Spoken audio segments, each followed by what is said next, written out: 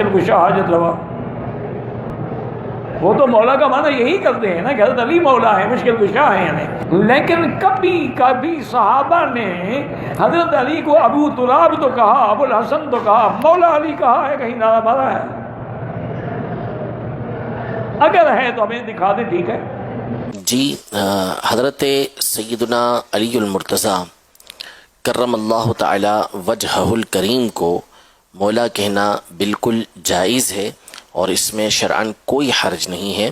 نبی کریم صلی اللہ تعالیٰ علیہ وآلہ وسلم نے واضح صریح الفاظ میں یہ ارشاد فرمایا ہے. کئی حدیثوں کی کتاب کے اندر یہ حدیث موجود ہے کہ من کنت مولاہ فعلی مولاہ، جس کا میں مولا ہوں اس کے علی بھی مولا ہیں.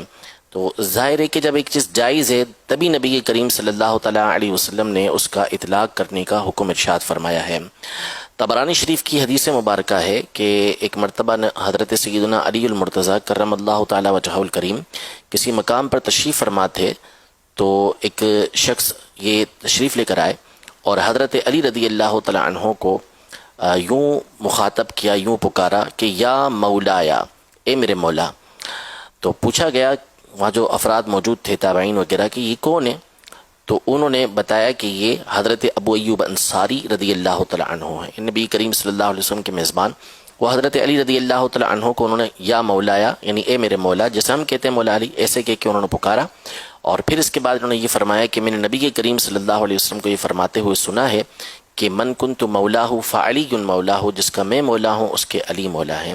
تو مولا کے بہت سارے معنی آتے ہیں، ان میں سے ایک معنی یہ مددگار کے بھی ہیں.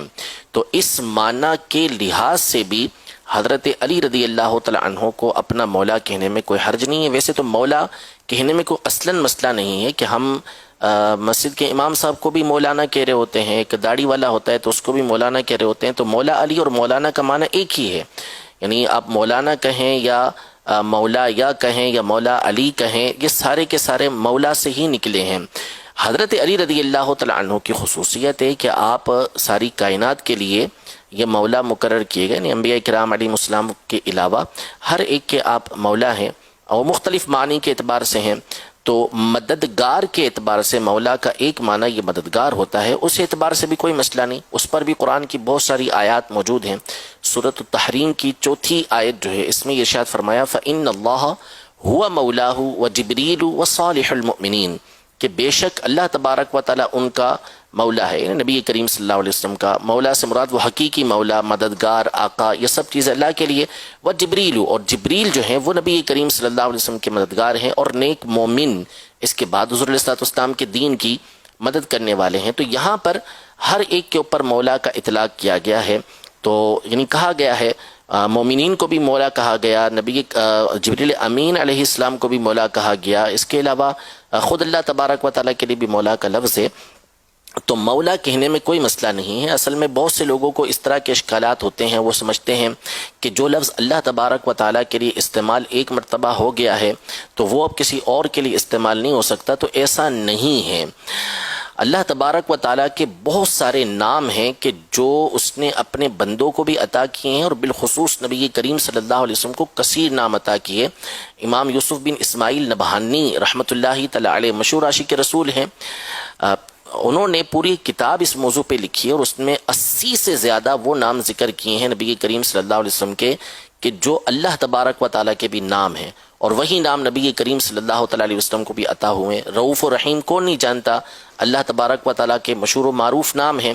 یہی نام سورۃ التوبہ کی آخری سے پہلی والی آیت، سیکنڈ لاسٹ آیت کے اندر نبی کریم صلی اللہ تعالیٰ علیہ وسلم کے لیے فرمایا کہ لقد جاءکم رسول من انفسکم عزیز علیہ ما عنتم حریص علیکم بالمؤمنین رؤوف الرحیم، کہ تحقیق تمہارے پاس ایک عظیم الشان رسول تمہارے درمیان میں سے تشریف لے کر آئے جن پر تمہارا تکلیف میں گرا گزرتا ہے، تمہاری بھلائی کے بہت زیادہ چاہنے والے ہیں اور مومنوں پر رؤوف و رحیم ہیں، بہت زیادہ مہربانی فرمانے والے، شفقت فرمانے والے ہیں۔ تو حضور اکرم صلی اللہ علیہ وسلم کو یہاں پہ رؤوف و رحیم فرمایا گیا۔ حضور علیہ الصلوۃ والسلام کے نام میں العزیز ذکر کیا، العظیم ذکر کیا گیا، اور بہت سارے نام جو اللہ تبارک و تعالیٰ کے ہیں وہ حضور علیہ الصلوۃ والسلام کے لیے ذکر کیے گئے۔ اللہ نے اپنے لیے ارشاد فرمایا انہ هو السمیع البصیر، اللہ تبارک و تعالیٰ سننے والا، دیکھنے والا ہے، لیکن خود بندوں کے لیے فرماتا ہے کہ فجعلناہ سمیعا بصیرا، کہ ہم نے انسان کو سمیع بنایا اور بصیر بنایا۔ وہی نام اللہ تبارک و تعالیٰ کا وہی وہ اپنے بندوں کو بھی ارشاد فرما رہا ہے۔ تو وہ معنی بالکل واضح ہے کہ اللہ تبارک و تعالیٰ کا سننا اور دیکھنا وہ اس کی اپنی ذات کے اعتبار سے ہے، وہ کسی کا کوئی محتاج نہیں ہے۔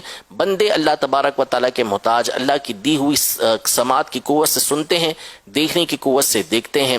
تو اسی طرح جو مولا کا لفظ ہے وہ اللہ تبارک و تعالیٰ کے لیے جب بولا جائے گا تو وہ حقیقی مولا ہے، وہ آقا ہے، وہ حقیقی مددگار ہے، اسی کی اصل مدد ہے۔ اور جب حضرت علی رضی اللہ تعالی عنہ کے لیے بولیں گے، سردار کے معنی میں بولیں گے یا مددگار کے معنی میں بولیں گے، تو اس میں مددگار کے اعتبار سے کوئی مسئلہ نہیں ہوگا کہ حضرت علی رضی اللہ تعالی عنہ جو مدد فرمانے والے ہیں وہ اللہ تبارک و تعالیٰ کی عطا سے مدد فرمانے والے ہیں۔